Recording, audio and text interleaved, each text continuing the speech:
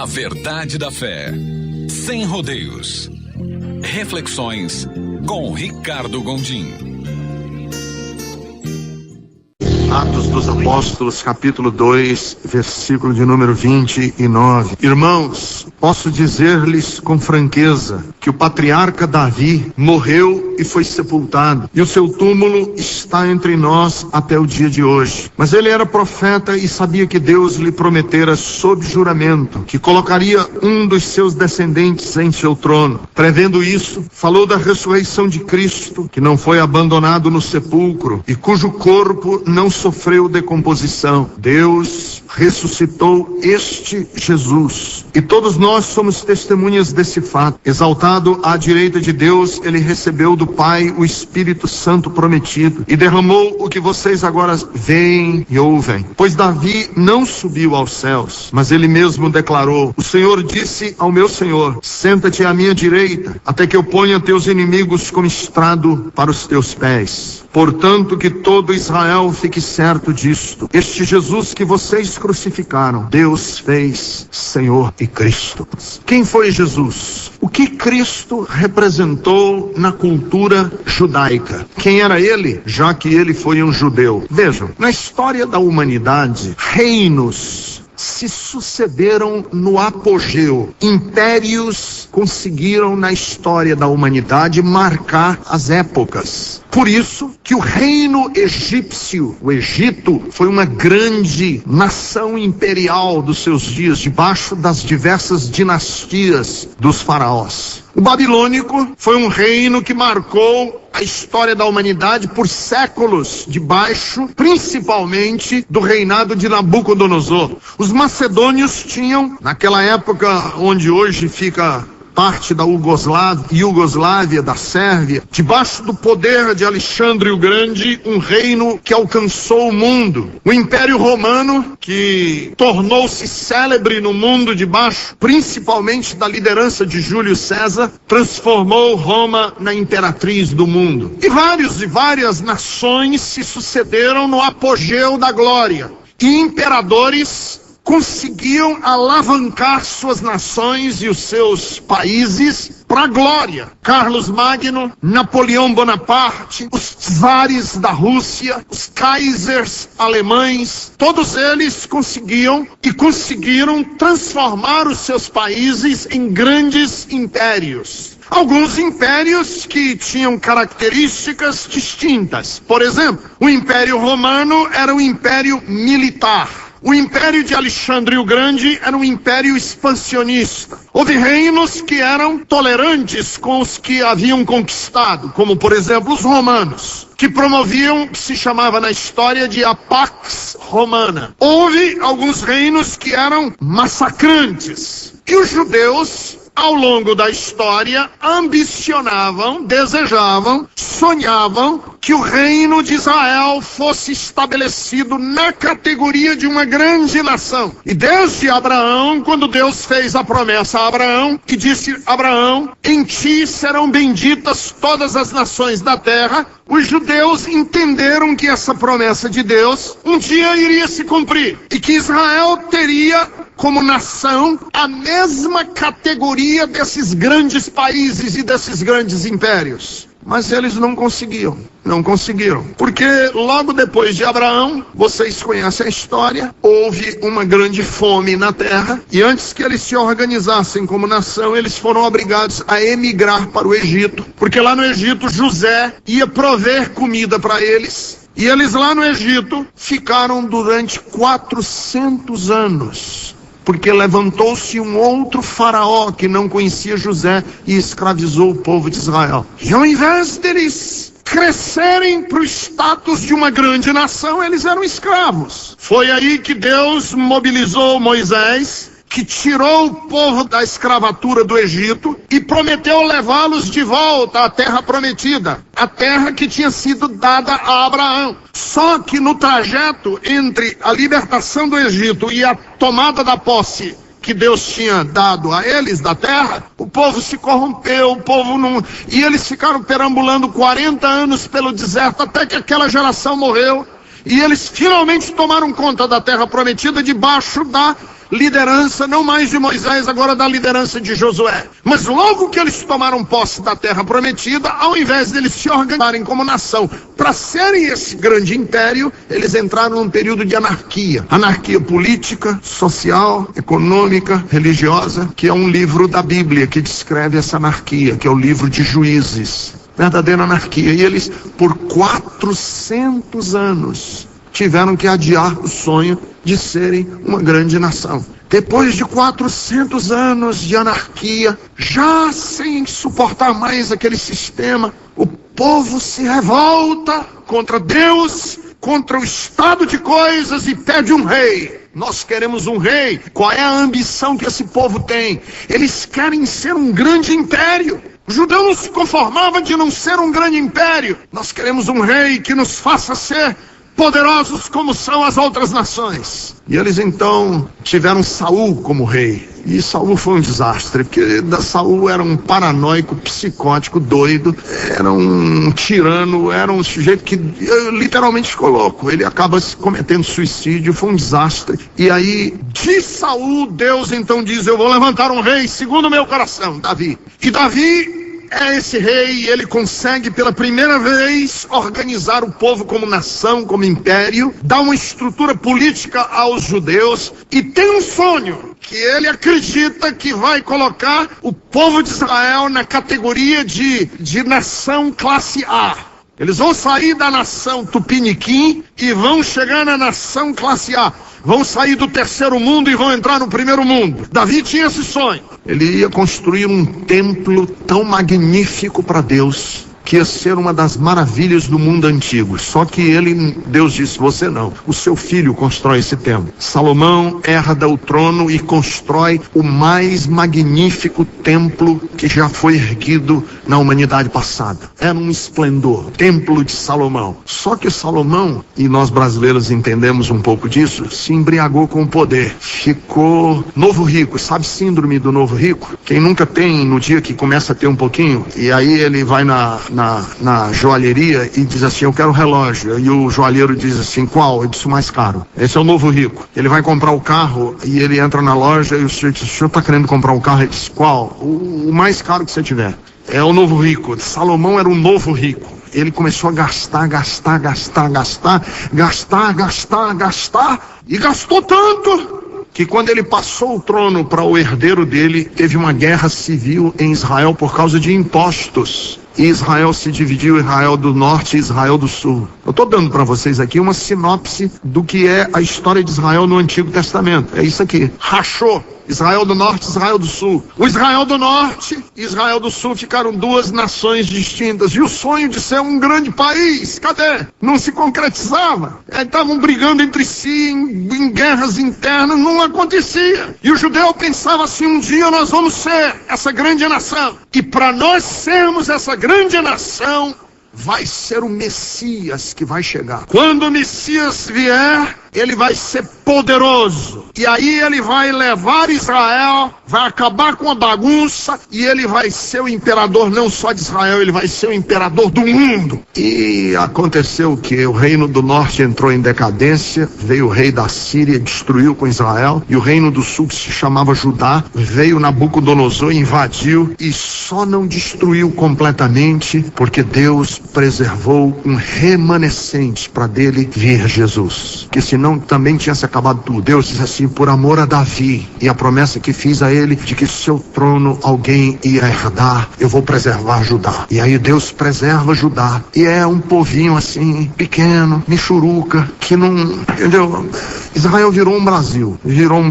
Sabe por quê? Porque quem nasceu com a sina de se parecer com Bangladesh nunca chega a se parecer com Mônaco. Quem nasceu no meio da pobreza, parecido com moçambicano, nunca vai ficar parecido com suíço. Quem nasceu, e Israel era esse povo pequeno, mas eles tinham uma ambição grande, tinha complexo de primeiro mundo, tinha cabeça de coisas grandiosas. E para cumprir essa coisa grandiosa, eles precisavam do Messias. Que venha o Messias. chegou o Messias, quando é que o Messias vem? E aí alguém perguntasse a um judeu e dissesse assim, como é que você acha que vai ser o Messias? De que jeito você acha que vai ser o Messias? Ora, na cabeça dele, para tornar Israel uma grande potência, tinha que ser que tipo de Messias? Ele tinha que ser mais corajoso do que foi Abraão, que saiu da sua terra sem saber para onde ia. Tinha que ser mais manso do que Moisés, que foi o homem mais manso que o mundo já conheceu. Tinha que ser mais guerreiro do que foi Josué, que conquistou a terra que estava tomada de gigantes. Tinha que ser mais sensível e mais carismático do que foi Davi. Ele tinha que ser mais sábio do que Salomão. Ele tinha que ser mais puro e mais íntegro do que tinha sido o rei Josias. E tinha que ser mais intrépido do que tinha sido Elias, o grande profeta. Que venha o Messias, mas o Messias tem que ser poderoso como foi Sansão. Que venha o Messias, mas o Messias seja um guerreiro, como dizem os cearenses, que tem sangue nos olhos. Tem que ser mais poderoso do que foi Carlos Magno. Tem que ser mais poderoso do que jamais foi Napoleão Bonaparte. Ele tem que ser mais guerreiro do que foi Winston Churchill. Ele tem que ser mais forte do que foi qualquer um desses grandes imperadores que o mundo conheceu. Qualquer um desses grandes estadistas que o mundo conheceu. Séculos se passaram. Os momentos de esperança cresciam e desapareciam no coração dos judeus e o Messias não vinha. O Messias não vinha. O Messias não vinha. Depois de um longo período de silêncio, 400 anos sem nenhum profeta, que é o que nós chamamos de período interbíblico, entre o último capítulo do livro do Antigo Testamento para o primeiro evangelho, tem uma brecha de 400 anos. Nenhum profeta, nada, silêncio total. Nesse período de silêncio de 400 anos, começa um homem meio esquisito, porque ele se veste com roupas de camelo, se alimenta de gafanhotos e mel silvestre e anda pelo deserto, gritando com o dedo em riste, dizendo assim: eu sou aquele que prepara o caminho do Senhor, arrependei-vos, porque é chegado entre vós o reino de Deus. João era o nome dele, e ele recebeu a alcunha, ele recebeu o apelido de Batista, e ele ficou conhecido como João Batista, porque ele começou um ritual que ninguém tinha praticado naquela época, que era de mergulhar as pessoas nas águas para que eles pudessem ser redimidos dos seus pecados. João Batista. E ele vem dizendo: é chegado, o Messias está para se manifestar. E um dia esse João Batista está batizando no Rio Jordão, ele está mergulhando as pessoas nas águas. De repente ele olha,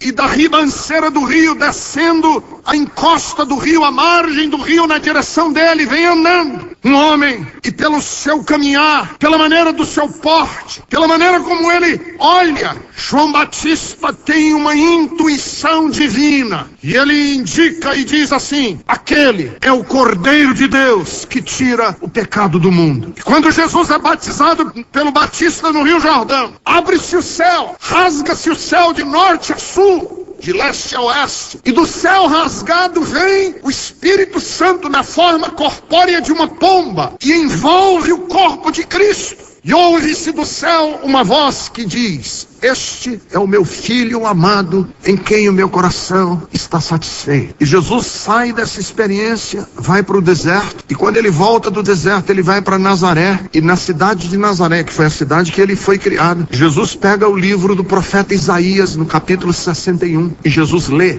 as seguintes palavras: o Espírito do Senhor está sobre mim, e ele tem me ungido para pregoar boas novas. E ele começa a ler o texto do Messias, de Isaías. Pregar boas novas aos pobres, libertar os cativos, dar vista aos cegos e anunciar o ano aceitável do Senhor. Fecha o livro do profeta Isaías e diz assim: hoje essa profecia se cumpre diante dos olhos de vocês. Foi um horror. Todo mundo ficou revoltado dentro da sinagoga, porque ele estava ou dizendo a verdade ou estava blasfemando, porque ele estava dizendo que ele era o ungido de Deus, o Messias. E todo mundo franziu a testa, olhou assim e disse: esse? O nosso Messias é só isso? Só? Nós queríamos um Messias, a gente tinha assim uma outra expectativa de Messias, entende? Forte, barriga de tanquinho, cara de mal, carismático, fala com gestos e trejeitos, E quando ele fala, as pessoas... E Jesus tinha um semblante despretensioso. E as pessoas disseram, não. Esse é o filho de José e de Maria, e eles são os carpinteiros, ele era carpinteiro aqui. A expectativa messiânica foi frustrada. Não, Messias assim não, a gente esperou tanto tempo. A gente queria um Messias bala, a gente queria um Zidane, assim, entendeu? Um que rebenta, a gente quer um que rebenta, não é esse não. E os próprios apóstolos, quando Jesus, porque eles ficaram pensando que Jesus vinha para implementar um reino, transformar Israel numa grande potência, e o judeu ia ser uma coisa maravilhosa, e o reino ia ser fantástico, ia acabar com fome, ia acabar com toda a miséria, e não havia mais doentes, e ele ia implementar um reino de justiça. Israel ia ser a pedra preciosa da humanidade. Israel, uma gema, um brilhante de milhões de quilates brilhando no mundo, Israel. E Jesus, ao invés de fazer isso, ele vai cuidar de viúva, estava visitando cemitério, cuidando de leproso, passando a mão da cabeça de criança, e o povo foi crescendo. E aí vocês entendem por que o judeu criou uma rejeição a Cristo, a ponto deles disserem, nós temos que matar esse homem, tem que crucificá-lo, acaba com ele, porque ele é o contrário da nossa expectativa messiânica. Ele é tudo que a gente jamais pensou que o nosso Messias não podia ser. Curou hemorragia ginecológica de uma mulher, botou lama nos olhos de um cego para curar, e os judeus disseram, não é muito pouco, não é só isso que a gente quer coisas fantásticas, faz um sinal, coisa maravilhosa, a gente quer ver fogos de artifícios de Deus no céu, a gente quer ver coisa assim, relâmpago, coisa assim de Hollywood, uma coisa fantástica, não é pouco que você está fazendo. Se você quer ser o Messias, os próprios apóstolos, imaginavam que Jesus ia estabelecer os reinos de Israel, que chegou o ponto da mãe dos apóstolos ir interceder para Jesus. Só o Senhor, quando implementar o reino mesmo, e o Senhor for fazer o seu ministério, já tinha pistolão naquela época, né? Dá um cargo para um filho meu, eu quero um sentado de um lado, outro sentado do outro. O Senhor está considerando isso? Teve até isso, eles não estavam entendendo, eles não caíam a ficha, de ninguém caía a ficha, porque os apóstolos, não se enganem, eles estavam servindo a Jesus e achando que qualquer hora Jesus dava um murro na mesa e virava o jogo, e que na hora em que Jesus desse a mão na mesa e virasse o jogo, aí vinha o reino de Israel. E Israel então era só rumo aos píncaros da glória. E aí Jesus é crucificado e morto. Agora vocês avaliem a decepção no coração dos apóstolos quando eles viram Jesus morto. Foi um fracasso tão retumbante para eles a morte de Jesus, que eles não conseguiam digerir, eles não conseguiam trabalhar essa questão. Eles foram no fundo do poço. Morreu naquele que a gente tinha colocado a esperança de Israel. Morreu. Até a crucificação eles estão sem entender direito o que está acontecendo, porque eles tinham expectativas de Jesus poderoso, guerreiro, um Hércules. Se os gregos tinham Hércules, nós vamos ter o nosso. Eles podem chamar o deles de Hércules, nós vamos chamar o nosso de Messias. E ele é o servo sofredor, meigo e doce. E durante 40 dias depois da ressurreição de Jesus passa 40 dias na terra conversando com os discípulos a respeito do reino de Deus, e começa devagarzinho cair a ficha. Começa a cair a ficha devagarzinho. Jesus disse, vocês só vão entender direito depois. Agora ainda não, vocês ainda estão aéreos nessa história toda. Fiquem em Jerusalém, até que do alto vocês sejam revestidos de poder. Aí vocês vão entender. E eles vão para a cidade de Jerusalém, sobem numa espécie de um duplex, numa casa de 2 andares, vão para o 2º andar, num lugar chamado cenáculo, e 120 pessoas se reúnem para orar. E eles começam a orar. E nesta reunião de oração, de repente, a Bíblia diz que foi de repente, repentinamente, veio o barulho de um som veemente como um vento, um som como se fosse um vento forte, aquele barulho. E eles olharam para cima. Quando eles viram, sobre a cabeça de cada pessoa tinha como se fosse uma chama de fogo, uma lâmina de fogo, uma língua de fogo, na cabeça de cada um deles. E o Espírito de Deus, que tinha vindo sobre a vida de Jesus na forma de uma pomba, vem agora sobre a cabeça dos discípulos na forma de uma chama de fogo. Os envolve, os toma, os enche. E eles começam a falar numa língua estranha, louvar e glorificar a Deus nessa língua estranha. E foi um rebuliço tão grande que as cidade de Jerusalém veio para saber o que estava acontecendo. Era no segundo andar, o som se propagou na cidade. Todo mundo veio ver o que estava acontecendo, acreditando que eles estavam embriagados. E no meio desta comoção, a multidão do lado de baixo, eles lá em cima falando línguas estranhas, o povo achando que eles estavam embriagados, Pedro toma a palavra, caiu a ficha, Pedro entendeu. Ele disse o que eu acabei de ler para vocês hoje à noite. Irmãos, posso dizer-lhes com certeza que o patriarca Davi morreu e foi sepultado. O seu túmulo está aqui entre nós. Mas esse Jesus que vocês crucificaram, Deus o ressuscitou dentre os mortos e fez dele Senhor e Cristo. E é importante nós prestarmos atenção, porque nessa declaração de Pedro, nós temos 3 declarações que é preciso nós situarmos na nossa compreensão. Primeiro, o nome dele, Jesus. Este Jesus. Por que Jesus chamava Jesus? Jesus é um nome muito comum em Israel. Mas Mateus capítulo 1, versículo 21, quando o anjo anuncia o nascimento de Jesus, diz, ele será chamado Jesus, porque ele salvará o seu povo dos seus pecados. Então, o ofício de Jesus não era estabelecer um reino político, não era criar uma nação política. O ofício, a partir do nome dele, Jesus, era o processo pelo qual as pessoas seriam restauradas ao propósito inicial de Deus, anterior a Abraão. Não era Jesus vir organizar um império, Jesus não vinha organizar um sistema político, institucionalizar uma entidade, qualquer que fosse ela. Jesus veio para trazer homens de volta ao propósito pelo qual Deus nos criou. Para que Deus nos criou? Para que Deus fez a humanidade? Por que você existe? Por que você pensa? Por que você raciocina? Por que você ama? Por que você odeia? Por que você cria? Por que você tem a capacidade de sonhar, de esperar o futuro? Da onde vem isso? Por que Deus nos criou assim? Deus podia ter nos criado seres robotizados. A gente podia ter sido criado assim, andando para cima e para trás, como se fôssemos fantoches, como se nós fôssemos marionetes nas mãos de um artista que nos marioneta de cima. Deus nos criou com a capacidade de pensar, de sonhar. Por que Deus nos criou assim?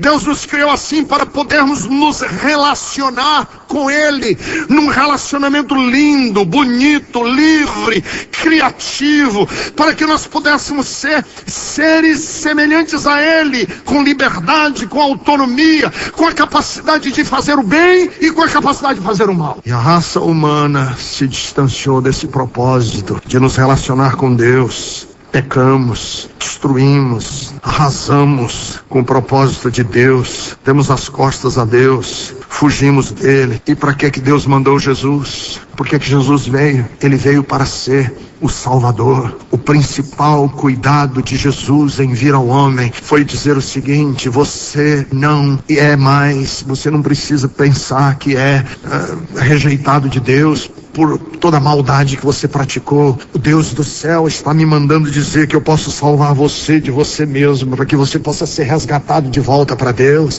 para que você possa cumprir o propósito de Deus. Por isso que o ensino de Jesus não é uma proposta política. O ensino de Jesus não é uma proposta ideológica. O ensino de Jesus é uma explicação para a maldade humana. O que é que Jesus veio nos ensinar? Jesus veio nos ensinar qual é o caminho que nós podemos trilhar para voltarmos a ter comunhão com Deus. O que é que Jesus veio fazer? Ele veio nos dar o poder, a capacidade de sermos tirados de dentro dos nossos próprios algemas e dos nossos próprios prisões, das nossas próprias cadeias, para voltarmos para Deus.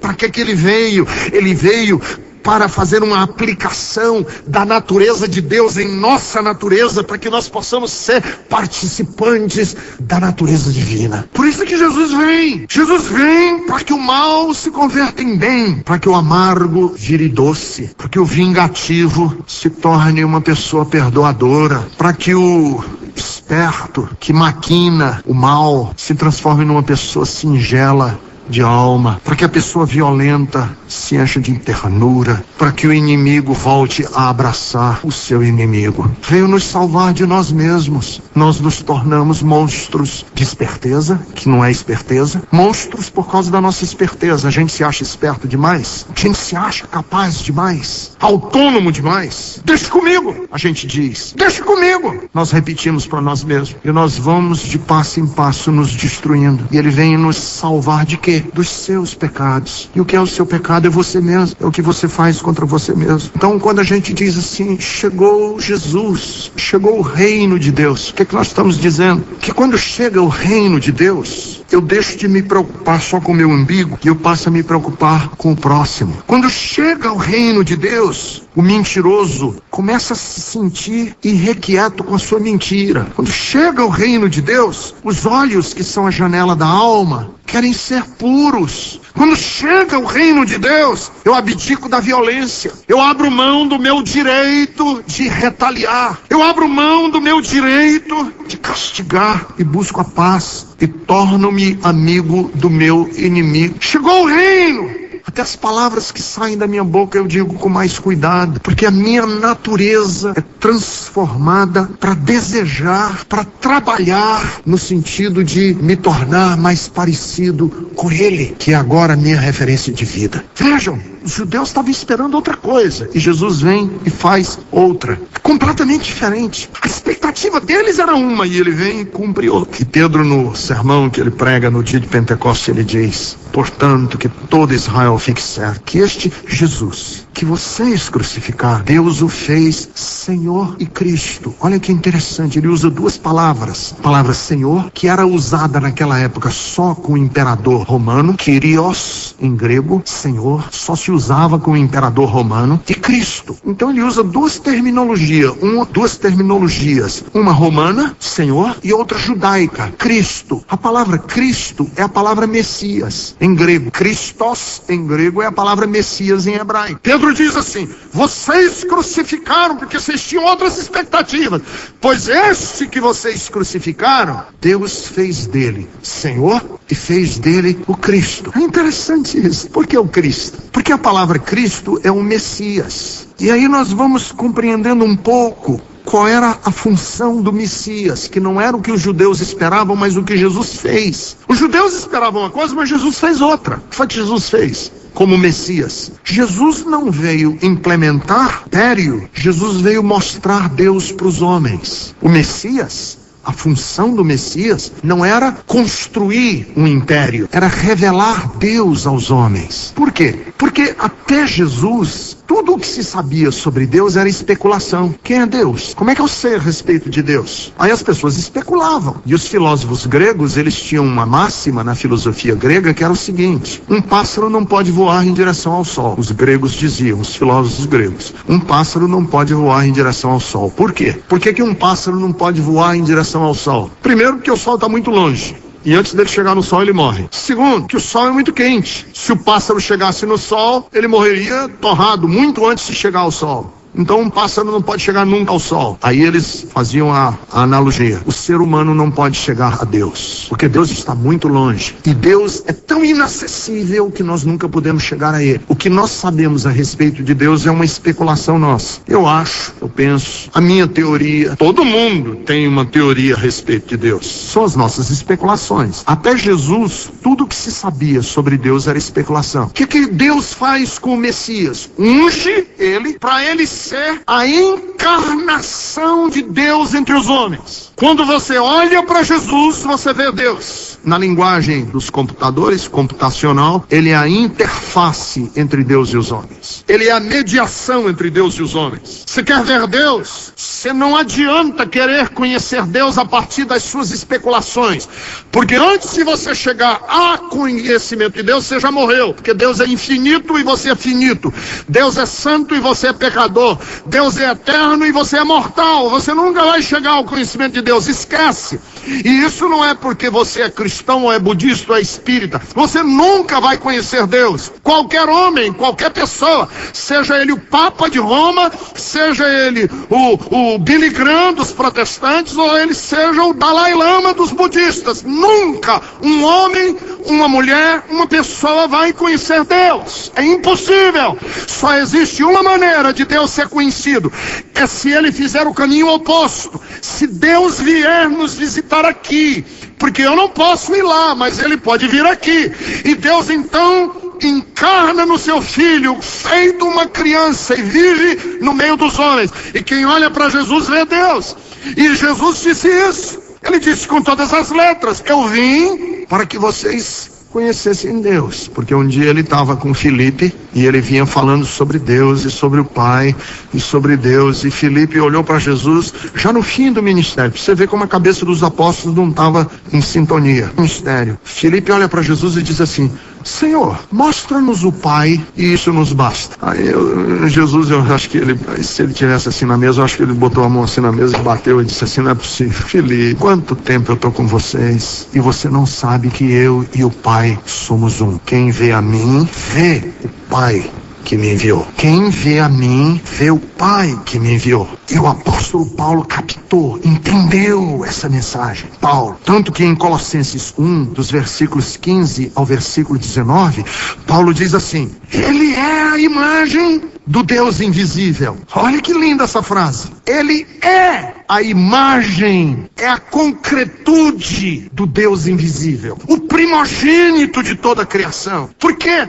nele foram criadas todas as coisas, nos céus, na terra, as visíveis e as invisíveis, sejam tronos, sejam soberanias, sejam principados, sejam potestades. Tudo foi criado por meio dele, e sem ele nada seria criado, porque ele é antes de todas as coisas. Nele tudo subsiste. Ele é a cabeça da igreja, é o primogênito de entre os mortos, para em todas as coisas ter a primazia. E aí Paulo termina o versículo 19 dizendo assim: porque aprouve a Deus que nele residisse toda a plenitude da divindade. Toda a plenitude da divindade está em Jesus. Qual é o ministério de Cristo? Mostrar Deus aos homens. Quando você estiver em dúvida, você disser assim: será que Deus me ouve, pastor? Às vezes eu falo e eu acho que Deus está tão longe. Veja como é que Jesus se comportou quando um mendigo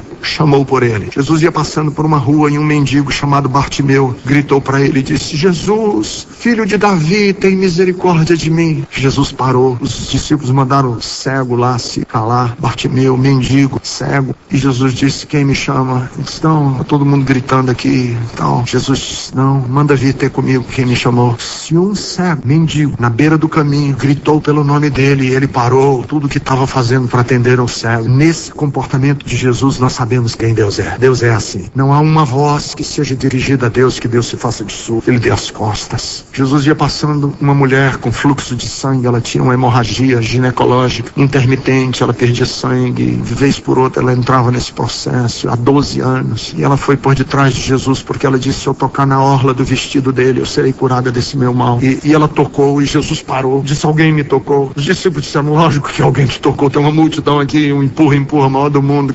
Lógico que alguém te tocou. Ele disse: não. De mim saiu virtude. Como é que Deus me trata? Da mesma maneira que tratou essa mulher. Da mesma maneira, com a mesma atenção. O toque dessa mulher foi importante para Jesus. O seu toque é importante para Deus. Você diz assim: como é que Deus pensa dos pecadores? Eu estou cheio de pecado. Olha para Jesus com uma mulher que foi apanhada no próprio ato do adultério. E os religiosos estão de pedra na mão para querer matá-la. E Jesus olha para essa mulher e diz assim: mulher. Depois que Jesus mostra que todos os religiosos também têm pecado. E ele diz: aquele que estiver sem pecado, atire a primeira pedra. Aí ele olha para a mulher e diz assim: mulher, onde estão os teus acusadores? Ninguém te condenou, nem eu tampouco. Vai e não peques mais. Você quer saber como é que Deus trata com as pessoas? É desse jeito. Como é que Deus me trata? É assim que Deus trata. Quer conhecer Deus? Olha para Jesus. Quer ver o que ele pensa das pessoas tristes e carregadas de problemas nas costas? Ouça Jesus dizendo: vinde a mim todos vós que estáis cansados e sobrecarregados, porque eu vos aliviarei. Quer saber o que Deus pensa de você, mulher, que enterrou seu filho prematuramente? Seu filho morreu e você enterrou seu filho. Ou seja,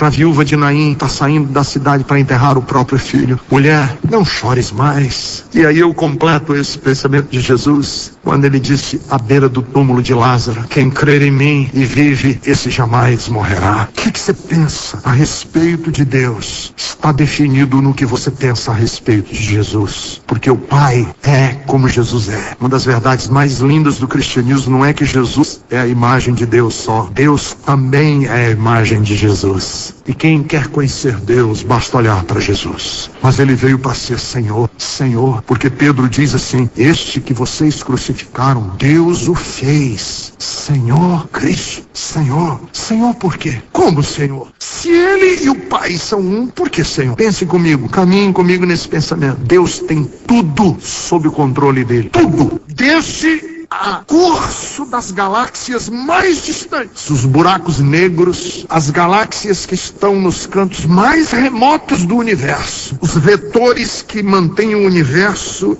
em equilíbrio, tudo está debaixo do controle disso. Tudo. Até as partículas quânticas que compõem os átomos, os quarks, as coisas mais mínimas, a nanorrealidade está debaixo do controle de Deus. Tudo está debaixo do controle de Deus, com uma exceção. Uma exceção. Existe uma parcela do universo que não está debaixo do controle absoluto de Deus. O seu e o meu coração não está.